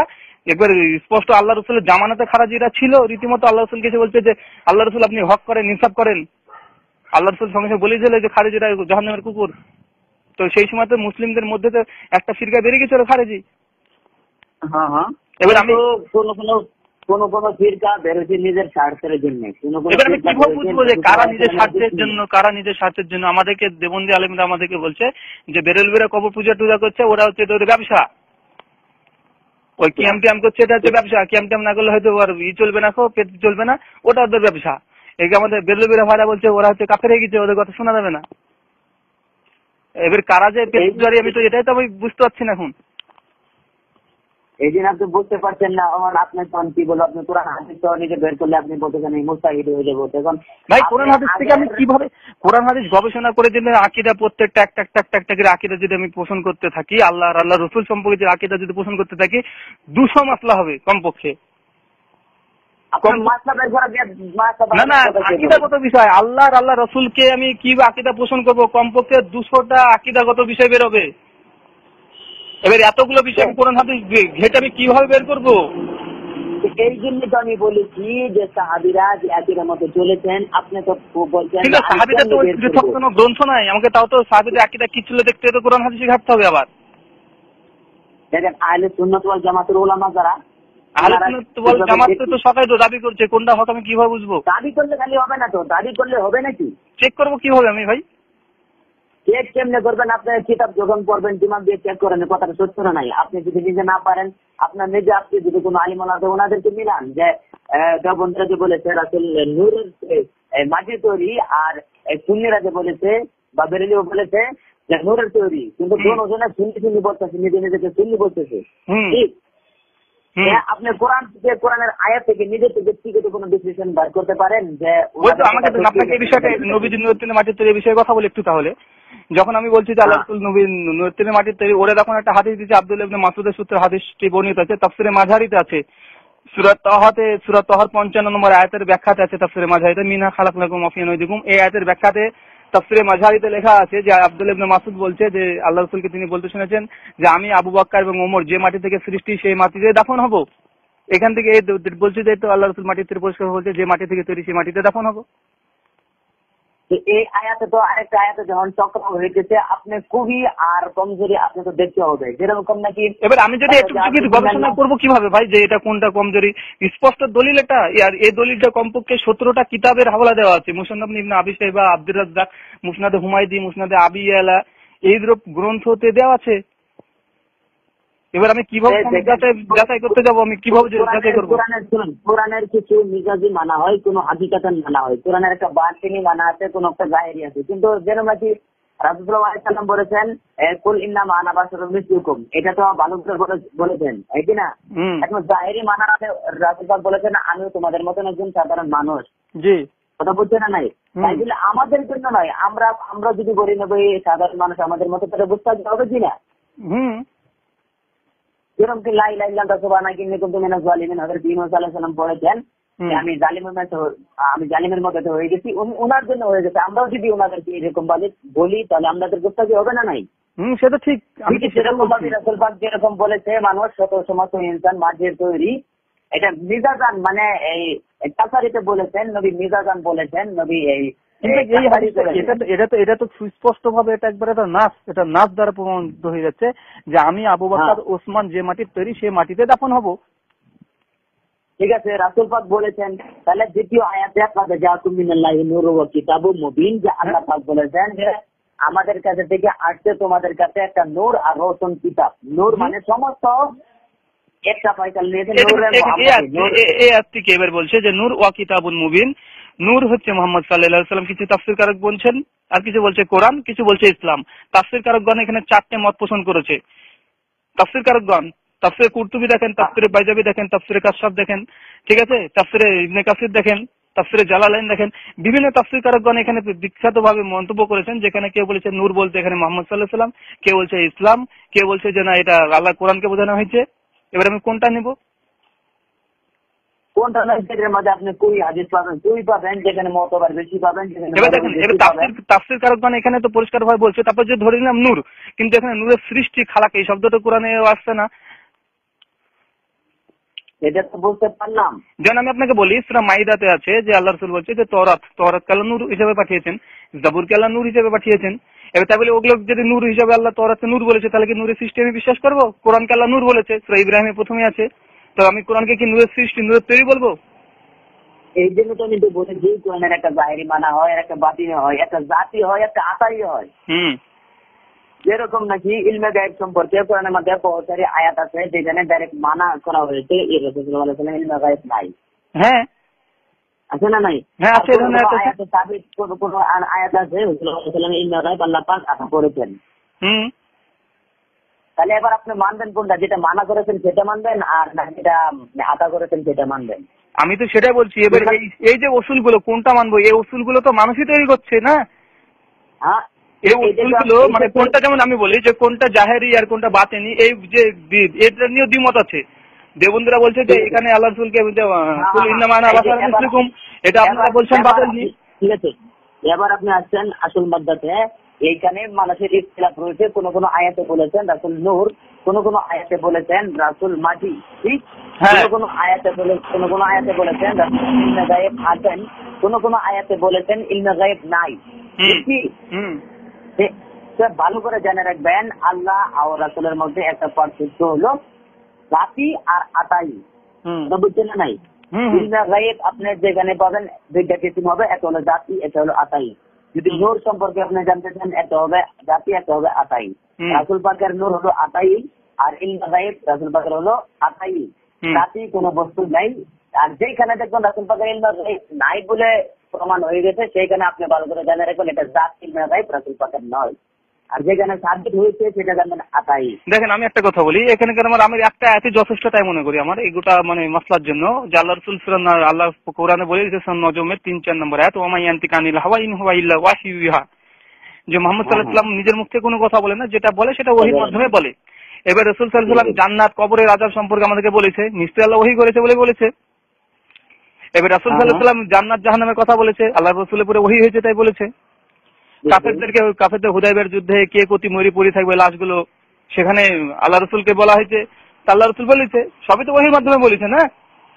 হ্যাঁ হ্যাঁ এবার যেগুলো বলেছে সেগুলো ওহীর মধ্যে, সেগুলো তো আমরা বিশ্বাস করি। যেমন আমাকে যদি আপনি বলেন যে ভাই আব্দুল্লাহ ভাই আপনি কি ইলমে গায়েব, এবার আমাকে যদি বলেন তাহলে আমিও বলতে পারি ভাই আমি আতাই ইলমে গায়েব, কারণ আমি এখন কবরে আযাব হয়, আমি জানি কবরে আযাব কিভাবে হয়, কাকে কিভাবে সাপে কামড়ায়, কখন বিচ্ছুতে কামড়ায়, কখন বলটা দিনে মুনকির নাকির মারে, সবই তো গায়েবের খবর। জান্নাতে কি হবে সবই বলতে পারবো, জাহান্নামে কি হবে সবই বলতে পারবো। তাহলে যদি আমি যদি বলি যে আমি এখন ইলমে গায়েব জানি, এর কি হবে ঠিক? এই ঠিক হবে না কেন? কারণ এটা আমাদেরকে রাসূল সাল্লাল্লাহু আলাইহি ওয়াসাল্লাম বলেছেন, আমি পড়েছি, ওহীগুলো পড়েছি, তাই আমি বলতে পারছি। তদ্রূপ একইভাবে আল্লাহ সুবহানাহু ওয়া তাআলা আল্লাহ রাসূলকে এই ওহীগুলো করেছিলেন, তিনি জেনেছেন, তিনি বলেছেন।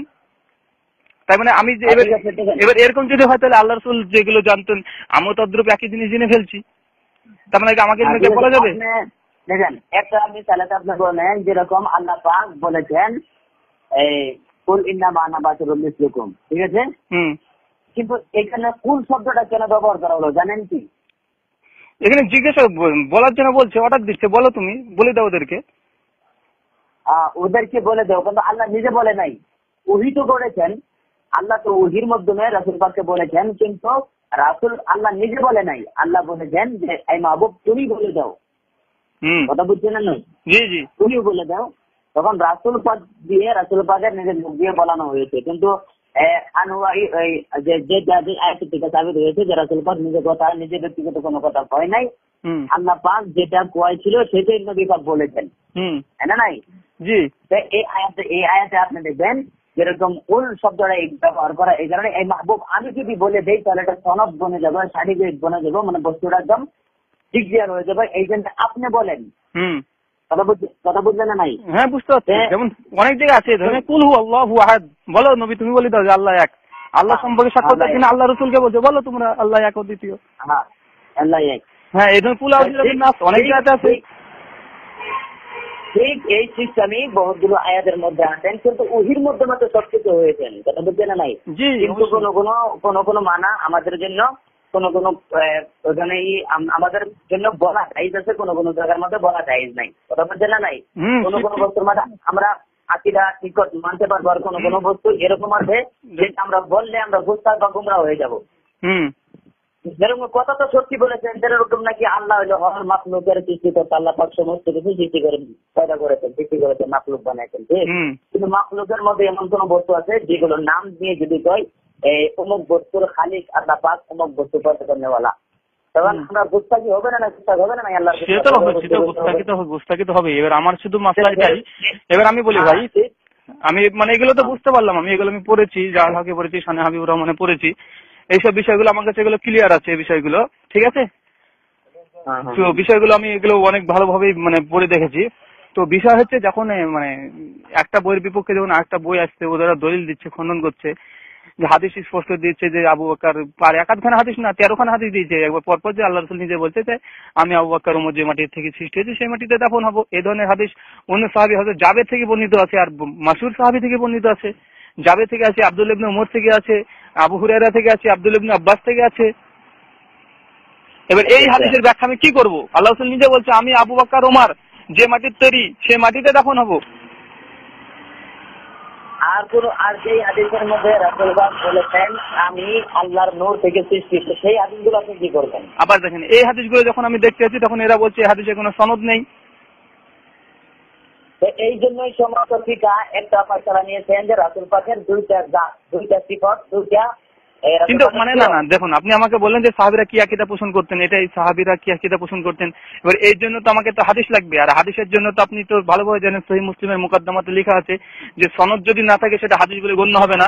এমনকি আমাদের এখানে একজন বেরেলভী আলেম আপনার গোলাম সামনে রেজভী, তিনি মুসনাদে ইমামে আজম অনুবাদ করতে গিয়ে বলছেন যে হাদিসের সনদ নেই সেটা হাদিস বলে বিবেচিত হবে না, সেটা কেউ বর্ণনা করলে সে কাবিরা গুনাহের মধ্যে অন্তর্ভুক্ত হবে। মান কাযযাবা আলাইনা মুতাআম্মিদুন ফাতাবাউ মাকাদু মিনান নার।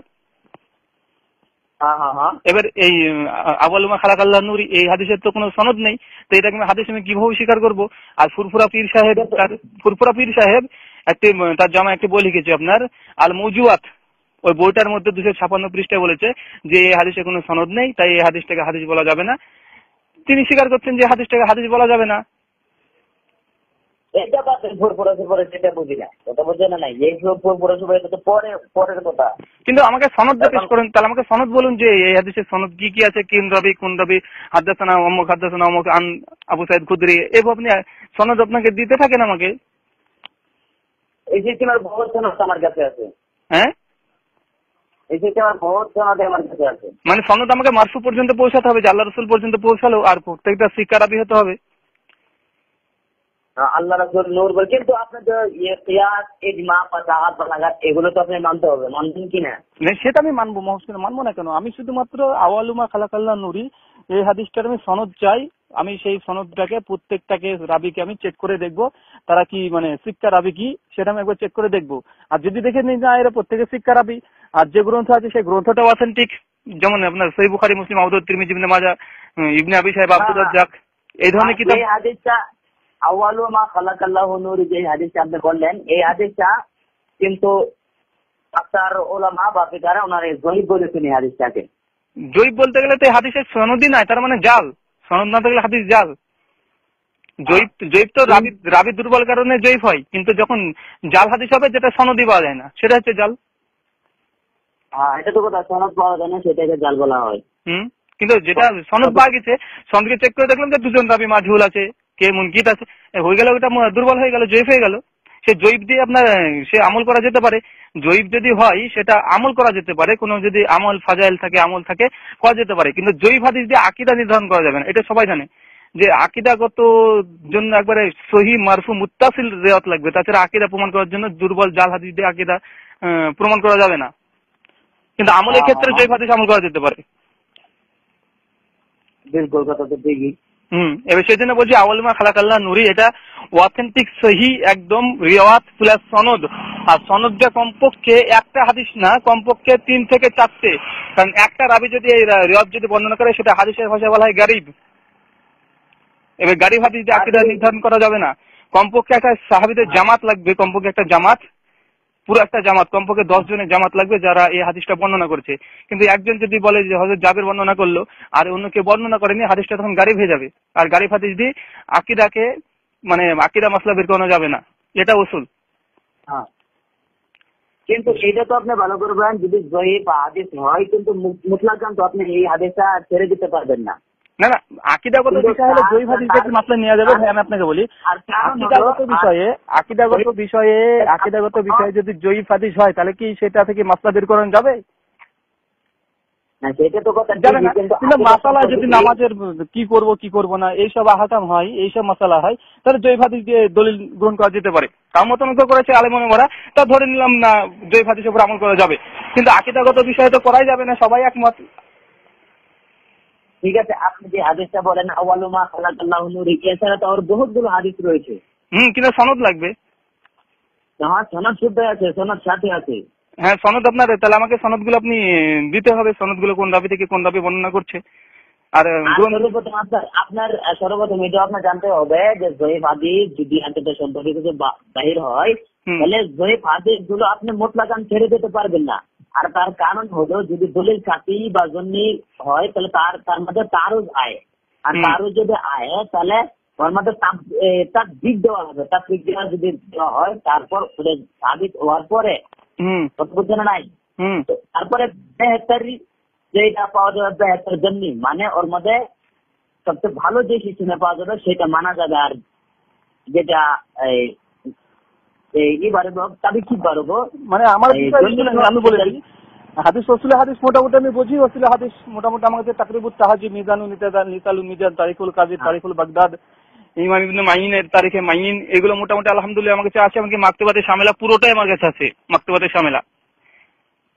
হ্যাঁ, আপনি শোনেন, কিন্তু যেখানে জন্নি পাওয়া যাবে সেখানে আপনি ছেড়ে দেবেন। যেরকম কোরআন মধ্যে আছে যেরকম আল্লাহ পাক বলেছেন কোরআনের মধ্যে, যেখানে তুমি আসান সেই জায়গা থেকে তুমি পড়ো। কথা বুঝছেন না? আওয়ালুমা খালাকাল্লাহু নূরির মধ্যে যদি আপনার কোনো দিমাগ কোনো বুঝতে না পারতেছেন, তাহলে আপনি তো আগে বাচ্চাটা যেখানে আসান হইতেছে, যেখানে দুই দলিল পাচ্ছেন সেইখান থেকে আপনি মানবেন। সেটা হাদিস যদি প্রমাণিত হয়ে যায়, যেমন আল্লাহ সুবহানাহু ওয়া তাআলা বলছেন যে আপনি কিছু আগে আয়াতটা তেলাওয়াত করলেন, সূরা নাহলের আয়াতটা 44 নম্বর আয়াতটা, যে ফাসালুল আহলা যিকরি ইন কুনতুম লা তা'লামুন, 44 নম্বর আয়াত বিল বাইয়িনা ওয়াজ জবুর, সুস্পষ্ট প্রমাণ সহকারে, সুস্পষ্ট প্রমাণ মানে দুর্বল না, সুস্পষ্ট প্রমাণ লাগবে। বিশেষ করে আকীদার ক্ষেত্রে সুস্পষ্ট প্রমাণ, সেটা জয়ীফ হাদিস দিয়ে দলিল গ্রহণ করা যাবে না, আকীদাতে মাসালাতে করা যেতে পারে কিন্তু আকীদাতে করা যাবে না। এটা সকলে একমত, এখানে আহলে সুন্নাত থেকে শুরু করে দেওবন্দি, বেরেলভী, হানাফি, শাফি, মালিকি, হাম্বলি, আহলে হাদিস সবাই একবার একমত যে আকীদাগত বিষয়ে কোনো দুর্বল হাদিস দিয়ে দলিল গ্রহণ করা যাবে না, এটা নাজায়েজ। আচ্ছা ঠিক আছে, আপনাকে একটা হাদিস শোনাই। আপনি এটা এই তিরমিজি লিখেছেন, বিখ্যাত করে লিখেছেন ফাজাইল সাইদুল মুতারির মধ্যে আপনি পাবেন, তখন 513 মধ্যে পাবেন। এটা জুরকানি উনি তাফসীরের মধ্যে লিখেছেন, আপনি পাবেন। এই যে হাদিসটা হলো যে রাসূলুল্লাহ সাল্লাল্লাহু তাআলা আলাইহি ওয়াসাল্লাম মাতা ওয়া জাবতা লিকা নবিয়্যতি ক্বালা ওয়া আদামা বাইনা রূহি ওয়া জাসাদি। এটা হাদিস আপনারা এই হাদিসটা পড়েছি। ইমাম তিরমিজি কি কল করেছে? ইমাম তিরমিজি হাদিসটা পড়ে কি বয়ান করেছে? হাদিসটা গরীব না, এই হাদিসটা মরফুল একদম এই লিখেছে, হাসান লিখেছেন এই হাদিস। হাদিসটা হাসান। এই হাদিস নিয়ে তো আমার কোনো মতনৈক্য নেই। আমি ধরলাম এই হাদিসটা নিয়ে কোনো মতনৈক্য নেই। মাসালা হচ্ছে আমার এটা নূর প্রসঙ্গে, প্রথম সৃষ্টিকে, সেটা তো ভিন্ন কথা, কারণ ওখানে প্রথম সৃষ্টি নূরের কথা হয়নি, প্রথম সৃষ্টি আদমের আগে সৃষ্টি করেছে, সেটা ভিন্ন বিষয়, কিন্তু আমার নূরের বিষয়টা প্রসঙ্গ। এই হাদিস দিয়ে কিছু প্রমাণ হয় নাই নবী নূর বলে? না, এটা থেকে কি প্রমাণ হবে? এটা থেকে যে আদম আলাইহিস সালামের পূর্বে আল্লাহ রাসূলকে সৃষ্টি করেছে, এটা আমরা মেনে নিলাম। না, এই হাদিসের মধ্যে কি বলা হয়েছে? এটা হযরত আবু হুরায়রা থেকে মরবি রওয়ায়াত আছে, বুঝছেন? তো হুজুর সাল্লাল্লাহু আলাইহি ওয়াসাল্লাম বলেছেন যে আমি তখনও নবী ছিলাম যখন হযরত আদম আলাইহিস সালামের রূহ শরীরে আর শরীরের মধ্যে ডুবেই হয় নাই। হ্যাঁ, রুহটা শরীর আর পা মাটির দুনিয়ার মধ্যে ছিল, কিন্তু ওই সময় থেকে আমি নবী ছিলাম। তো আদম আলাইহিস সালামের আগে যখন নবী ছিলেন তখন উনি কি ছিলেন? আদম বানানোর পরে থেকে আদমি মানে বাসার শুরু হয়েছে। বাসা শুরু হয়েছে, কিন্তু আল্লাহ সুবহানাহু ওয়া তাআলা তার রূহ তৈরি করে রাখতে পারে। তো কিসের মধ্যে রেখেছিলেন? আল্লাহ সুবহানাহু ওয়া তাআলা রূহ তার জান্নাতে ছেড়ে দিতে পারে। যেমন ভাবে জিন্দা ছিল, জিন্দা আগে ছিল, জিন্দা তো আগে তো আদমের আগে জিন্দা ছিল, তারা জান্নাতে ঘোরাফেরা করতো, এখানে ওখানে ঘুরেফেরা করতো তারা। সেভাবে আল্লাহ সুবহানাহু ওয়া তাআলা ঘুরে বেড়াতে, মানে আল্লাহ রাসূলকে যদি সৃষ্টি করে রাখে জান্নাতে ঘুরে বেড়াবে নিজের মর্জি মতো। আচ্ছা, এবার এখান থেকে তো প্রমাণিত এটা হচ্ছে না যে তিনি নূরের তৈরি ছিলেন বা নূর ছিলেন। জিন্দা যেমন আদমের পূর্বে ছিল, তারা যা করেছে জান্নাতে গিয়েছে, ঘুরে বেড়াচ্ছে, তারা নিজের ইচ্ছা মতন, কোনো তাদের শরীয়ত ছিল না, তারা যা ইচ্ছা তাই করেছে, আনন্দ আরামে ছিল। আল্লাহ রাসূলকে যদি তৈরি করে রাখে আগে, তাহলে আল্লাহ রাসূল সেভাবেই ছিলেন, এটা তো স্পষ্ট না এখান থেকে। যদি আপনার নজরে হাদিসের মধ্যে যদি আপনি না পাচ্ছেন, তাহলে কোরআন থেকে যদি সাবিত হয়, কোরআনের মধ্যে যদি আল্লাহ পাক বলেন, তাহলে ওখানে কি করা যাবে? মেনে নিতে হবে স্পষ্ট হবে।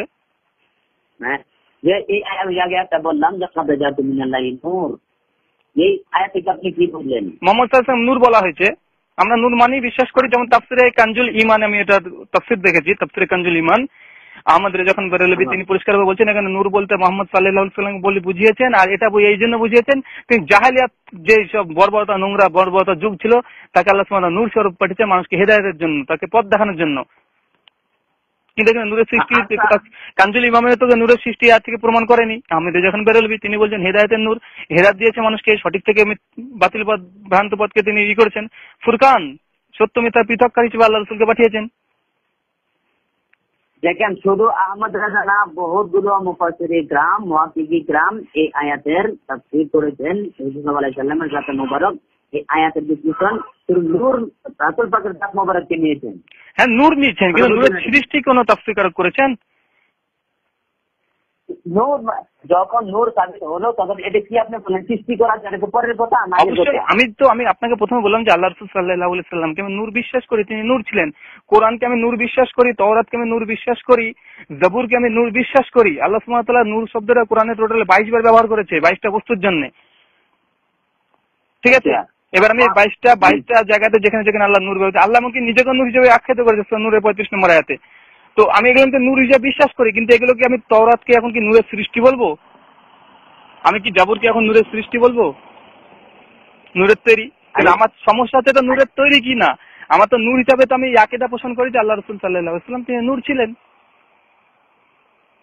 তো নূর ছিলেন, তো নূর হয়ে দুনিয়ার মধ্যে এসেছেন। আর হাদিস গুলো তো আপনি দেখছেন মা আমেনা যে বলেছিলেন যেটা দুনিয়ার মধ্যে আছে শাম দেশের প্রসাদ মহল্লাগুলো রোশন হয়ে গিয়েছিলেন। আর হযরত আব্দুল মুত্তালিবের কোলে হযরত আমেনা হযরত আব্দুল্লাহর পেশানের মধ্যে চমকতে ছিল। আর হযরত আয়েশার কোলের মধ্যে আপনি দেখবেন হযরত আয়েশার যে সুই আড়াই গিয়েছিল আমাদের মধ্যে রাসূল পাক আসার সাথে সাথে এই রাসূল পাককে হাসি দেওয়ার মুখ দিকে নূর বাহির হতো। এই হাদিসটাকে অধিকাংশ মুহাদ্দিস জাল বলেছেন। জাল বলেন, জাল বললেই তো জাল। দুজন দাবি আছে এখানে। ইমাম জাহাবি, ইমাম হাজার আসকালানি তার তাকরিবুত তাহাজিব, মিজানুল ইতিদাল আর শিয়ারু আলামিনান নুবালাতে পরিষ্কার ভাবে বলেছে দুজন দাবি সম্পর্কে হাদিস জাল তৈরি করতে, এরা মিথ্যুক কাযযাব, এদের কাছে হাদিস গ্রহণ করা যাবে না। দুজন, একজন না, দুজন। আপনার তো হাদিসগুলো তো একজনে জাল বললে একজনে জয়ী বললে সেটাকে আপনি মেনে যাবেন। আর এখানে পুরো একটা জামাত যারা প্রথমে মোটামুটি 700 হিজরি সাল পর্যন্ত যতগুলো মুহাদ্দিস এসে হাদিসের পুরো তাহকিক করেছে, গবেষণা করেছে, সকলে একমত হাদিসের এই দুজন রাবি জাল। কেউ ওকে শিক্ষা রাবি বলেনি, কেউ হাসান বলেনি, কেউ কিছু বলেনি। কোন মুহাদ্দিস বলেনি। এই রাবি সম্পর্কে 13 জনের কল পাওয়া যায়, 13 জনই জাররা করেছে। 13 জনই যারা করেছে, কেউ তাদিল কেউ করেনি, তার ব্যাপারে ভালো কোনো তাওসিক একখানো পাওয়া যায়নি, প্রমাণিত নয়। মানে রাসূল পাকের নূর সম্পর্কে যে হাদিসটা পেয়েছেন ওরা খালি জাল বলে ঘোষণা করছেন না? জি, একবারে পুরো আমার কাছে 28 জনের কল মজুদ আছে আমার কাছে। ভুল তাফসীর করেছেন, ভুল লিখেছেন। জি, বিলকুল ভুল লিখেছেন, গলত লিখেছেন। ইমাম জাহাবি গলত লিখবে, ইমাম হাজার আসকালানি, ইমাম ইবনে মাইন যিনি হানাফি ছিলেন 233-এ মৃত্যুবরণ করেছেন, তিনিও বলেছেন এই হাদিস জাল। কোন কিতাবের মধ্যে লিখেছেন? ইমাম তারিক ইবনে মাইন। এখানে বোঝার ভুল আছে। তারিক ইবনে মাইনের পরিষ্কার ভাবে রাবি দুটোর উপরে জাররা করেছে, আর কঠিন জাররা, যে হাদিস বানোয়াট তৈরি করতো, আর যাত্রার কাছ থেকে তৈরি করতো না, শিক্ষা রাবি থেকে তৈরি করতো, মুদাল্লিস তাদলিসকারী। আচ্ছা। আর এটা তো সকলেই জানে যে মুদাল্লিস রাবি যদি হাদিস যদি আন্দ্রা বর্ণনা করে, সেটা সমস্ত মুহাদ্দিস এবং সমস্ত আহলে সুন্নাহ ওয়াল জামাতের আকীদাগত বিষয়ে সেটা একবারে পরিত্যাজ্য, সেটা থেকে হাদিস গ্রহণ করা যাবে না। আচ্ছা, তাহলে এই হাদিসে তাহলে যে রাসূল পাক সাল্লাল্লাহু আলাইহি ওয়াসাল্লাম বলেছেন যে নূরুম মিন নূরিল্লাহ, নূরুম মিন নূরিল্লাহ, এই হাদিসটা আপনি এটা জাবেরের সূত্রে বর্ণিত। হ্যাঁ, এটা জাবেরের সূত্রে বর্ণিত। হ্যাঁ, এখানে জাবের থেকে বর্ণিত। কিন্তু এই হাদিস রাসূল পাক সাল্লাল্লাহু আলাইহি ওয়াসাল্লাম বলেছেন আল্লাহ নূর দেখি আমি, আর আমার নূর থেকে সারা জগৎ। হ্যাঁ, এই হাদিসগুলোকে অনেকদিন আগে জাল বলেছে ভাই। ইমাম মোল্লা কারি হানফি তিনি এই হাদিসকে জাল বলেছেন। আল মৌজুয়াত কিতাব আছে একটা আলাদা ভাবে, আল মৌজুয়াতে স্পষ্ট ভাবে তিনি নিয়ে এসে বলছে এই হাদিসে কোনো সনদ নেই, আর কিছু কিছু এই রিওয়ায়াতের পক্ষে সনদ এসে সেগুলো একবারে ভিত্তিহীন, এরপর কোনো আস্থাশীল কোনো রাবি নেই, একবারে জাল। আর এই কথাটাকে কপি করেছে আল মৌজুয়াতে আর ফুরফুরা পীর সাহেব, আবু বকর সিদ্দিক, জাফর আহমেদ সিদ্দিকী, উনি আল মৌজুয়াতে 213 পৃষ্ঠাতে নিয়ে এসছেন, দিয়ে বলেছে এটা হাদিস না, এই হাদিসে 3টে রাবি আছে, 3 জনই জাল। আর বড় বড় মুহাদ্দিসদের কাছ থেকে কল করেছে সব, একবারে সেই সময়কার একবারে ইমাম মাইন থেকে শুরু করে ইমাম হাজার আসকালানি, ইমাম জাহাবি, ইমাম আবু খাতিব আল বাগদাদি যার 400 হিজরিতে জন্ম, এদের সব কল উপস্থাপন করেছেন। আর এই কিতাবটা মূলত আছে আল মৌজুয়াতে আছে। ভাই আমি আপনাকে বলি যে দেখুন, ইমাম নাসাই যেমন লিখেছে সুনান নাসাই, মানে সহিহ হাদিসের কিতাব, তিনি লিখেছে আজ-যুআফা, জয়ীফ হাদিসের কিতাব। ইমাম বুখারী সহিহ আল বুখারী লিখেছেন, আবার লিখেছেন যুআফা ওয়াল মাতরুকুন, মানে জয়ীফ হাদিসের কিতাব। এবারে সেই সময়তে মুহাদ্দিসগণ সহিহ কিতাব লিখেছেন। দেখেন আপনার যেগুলো হাওয়ালা দিচ্ছেন সবগুলো ভুল হাওয়ালা। আর দ্বিতীয় নম্বর কথা হলো কোনটা ভুল ভাই? কোনটা ভুল ভাই? আপনি যেগুলো হাওয়ালা দিতেছেন আর সেগুলো আপনার বোঝার ভুল হয়েছে। স্পষ্ট কোনো না, আপনি যে কথাটা বললেন এটাকে আল মৌজুয়াতে মোল্লা আলী গারি হানাফি যিনি মিরকাতুল মাফাতি লিখেছেন, শুনেন আমার কথাটা শুনেন, যারা নবীর নূর বলে হাদিস থেকে একটা হাদিস জয়ী হতে পারে, একটা হাদিস কমজোর হতে পারে, সবগুলো হাদিসে জাল হয়ে যাবে, এটা কোনো কথা নেই ভাই। আমি তো বলছি যে আকীদাগত বিষয়ে সহিহ, মারফু, মুত্তাসিল আর রিওয়ায়াত লাগবে, তাছাড়া আকীদাগত বিষয়ে আমার কথা একটাই শুনেন যে একটা হাদিস বা দুইটা হাদিস বা তিনটা হাদিস ওনারা জাল বা জয়ীফ বলতে পারে, কিন্তু বেশুমার কোরআন হাদিসের মধ্যে বেশুমার নবীর নূর সম্পর্কে হাদিস রয়েছে, সবগুলো যদি জাল হয়ে থাকে তাহলে আপনি ভালো করে জানেন যিনি লিখেছেন উনি জাল, আর আপনি যদি হাওয়ালা দিতেছেন হয়তো আপনার বোঝার মধ্যে ভুল আছেন। কারণ নূরে মুস্তাফা সাল্লাল্লাহু আলাইহি ওয়াসাল্লাম কি আওয়ালিয়াত যেটা বয়ান বলে যে হাদিসটা নূর বলে, হাদিস আমার কাছে কখন আছে জানেন? মাটি নবীজি মাটি হাদিস কখন আছে আমার কাছে? 27খানা নবীজি মাটির তৈরি, শুধুমাত্র সাহাবীদের কল দিয়ে দেবো যে আমি আবু বকর ওমর যে মাটি থেকে সৃষ্টি সেই মাটিতে দাফন হবে আমাদের, এই ধরনের শুধু হাদিস আমি আপনাকে 27খানা দিতে পারবো। আর আমার কাছে যেটা আপনার কোনো কথা আছে নবী খাসতারি করে নিজে কোনো কথা বলেছেন নিজের জন্য, কিন্তু আসলে তো মানাটা সেটা নয়। এবার আমি যদি বলি নূরের হাদিস যেগুলো এসছে, নূরের হাদিস যে যতগুলো হাদিস এসছে সেগুলো সব মানে আপনার বাতিনি বলতে নূর বলতে গেলে আর বুঝিছে যে আমি হিদায়াতের জন্য এসেছি পৃথিবীতে, জাহালিয়াতকে দূর করার জন্য এসেছি, আমি এই ব্যাখ্যা নিলাম।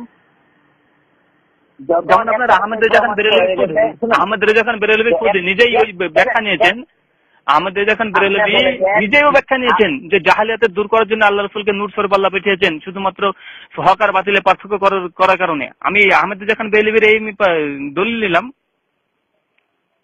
আমি সেটা মানি, কিন্তু একটা কথা থেকে সমস্ত ফয়সালা শেষ।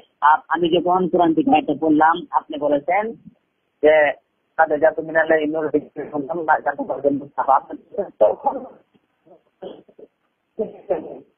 আগে যখন নবী নূর